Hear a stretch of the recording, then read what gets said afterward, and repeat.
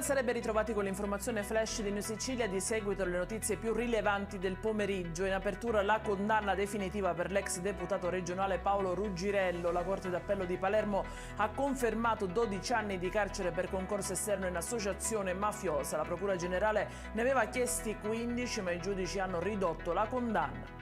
La cronaca con un grave incidente avvenuto oggi in via dei Mandorli a Biancavilla. Un ragazzo di 19 anni su un mezzo a due ruote si è scontrato con un'auto guidata da una donna. È stato necessario l'intervento dell'elisoccorso per il trasporto al Cannizzaro di Catania. Le sue condizioni sarebbero gravi. Un altro giovane si trova invece ricoverato al Policlinico di Palermo, sarebbe stato accoltellato alla Vucciria. Il ragazzo avrebbe inizialmente denunciato ferite da arma da fuoco per poi cambiare versione, in corso indagini della questura.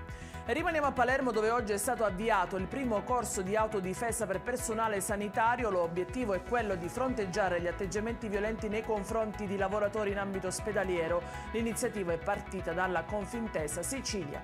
E in chiusura il meteo: sarà una domenica soleggiata quella di domani in Sicilia. Le temperature raggiungeranno massime di 20 gradi.